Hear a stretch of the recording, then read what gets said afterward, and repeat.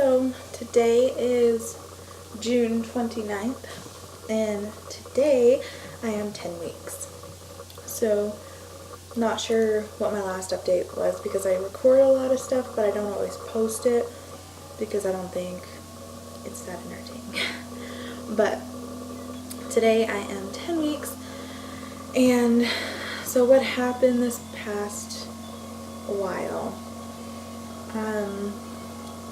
the dad came over, we got into a fight, he demanded that I have an abortion, and I didn't want to, but I was scared of what he was going to do, so I called a Planned Parenthood in Dallas, and I was crying on the phone, and they were just very matter of fact, and said, okay, well, we can schedule your appointment on this day. It's going to be $715.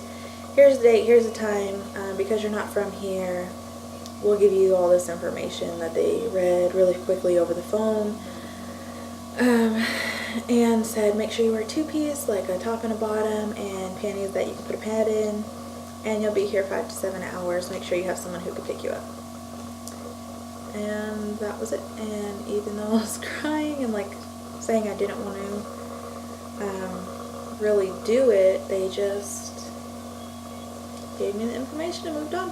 And I don't know what day that was, but they called me today and I didn't answer, and because I didn't want to have an abortion. So when my friend in Dallas was going to have an abortion, she went to this clinic that was pro-life, and they talked to her and kind of just were there for her, which is something I don't have here. And they also don't have Planned Parenthood, which is why I have to go like 6 hours to Dallas to get an abortion, because in our town they don't have those things. They don't believe in them. Anyways, and Dad said he would go. He knew, or he knows, the date and time, but I had to change my number because he kept calling and texting and threatening me and all of that fun stuff. So I changed my number, and things are calmer now. I still I'm constantly looking out my window, which I'm doing now, sorry, because he knows where I live, so I'm kind of worried that maybe he'll show up. I don't think he's that dumb, but I also didn't think he'd be as dumb as he's been acting lately. So anyways, he was supposed to go out there and pick me up after the abortion and take me to the hotel, and then he was going to go to New Braunfels, wherever Schlitterbahn is, between San Antonio and San Marcos, and go be with his new girlfriend. And so I didn't want to do that. So I went to I looked up pro-life clinics in my town, and I found one, and we talked about it, and I was crying. They don't do ultrasounds. Well, they do ultrasounds, but you have to wait. So you go in, you take a pregnancy test, and then they do an ultrasound for you. And I haven't had an ultrasound. So when I went, and I was just upset about everything, and they said, well, let's just take it one step at a time. Let's make sure you're actually pregnant. There's actually a baby in there, and we'll go from there. So they did the pregnancy test, then they did the ultrasound. And on ultrasound, she was really patient. She did an abdominal one, and you could see the sac and all those. She took a long time explaining it to me, like, this is your uterus, and this is your bladder, and this is the vagina, and this is this, and this is that, and that's the amniotic fluid, and there's the yolk sac, and there's what looks to be a baby right there, but they couldn't see a lot because it was just an abdominal, and I'm a big girl, duh. So you can't really see it that clear. So then they decided they're going to do a transvaginal. So after a little while they came back in and they did the transvaginal, and you can see the baby, but it was very light. Like with my other two, you could definitely see them right away, and it was like obvious. All the parts and everything you can see clearly. So I was like, well, maybe it's just the ultrasound itself. And then I kind of noticed the baby wasn't moving around. And I remember with my younger one, he was moving like crazy, and I was like, that's so weird, I can't even feel it. And that was with an abdominal one. And she kept explaining, this is the head, this is the body. She measured, I was measuring 9 weeks, 4 days. So, right where I should be, I guess, because I was, based on last menstrual period, I'd be 10 weeks today, but I measured 9 weeks, 4 days. So we did all of this, and then she said, well, I definitely see baby, so you are pregnant, but I don't see a heartbeat. And like I knew, because I didn't see a heartbeat either.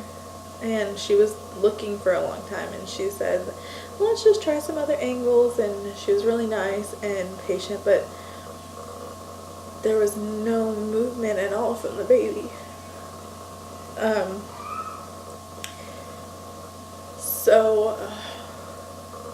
Sorry.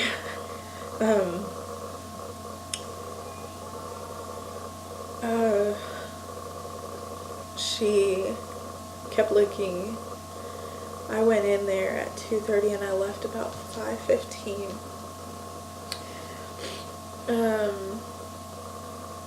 But it was, she finally ended it. She did find something, a heart rate. Like, we couldn't see it, it wasn't flickering. You could see where the heart was, but there was no flicker. So, she ended it, called the doctor, and wrote everything up and came back and talked to me and sent me home with papers and like basically just the results from the ultrasound. It says performed transabdominal, transvaginal ultrasound, limited ultrasound. Fetus noted in gestational sac inside of the uterus. Movement noted with fetus, within fetus, but unable to verify whether or not movement was fetal heart movement. Movement measured 97 beats per minute, and at that time, according to my Fitbit, my heart rate was 92. So she says that it was probably my heartbeat and not baby's.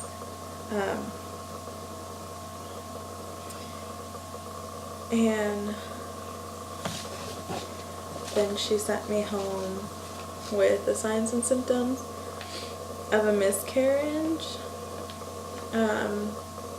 Says this is not a diagnosis of a miscarriage, but here's the signs and symptoms of it. It just goes through what I should expect.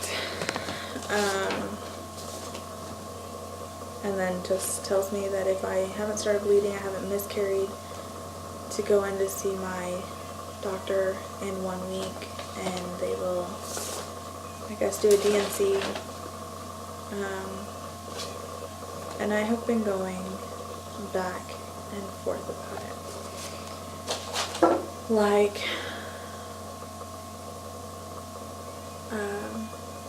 sorry, this video is really long. So, I guess that's where I'll end it, and then I'll update more later about everything. I feel really guilty. And the night that me and him got into it was 9 weeks, 4 days, which in my mind means that because of that, the baby died.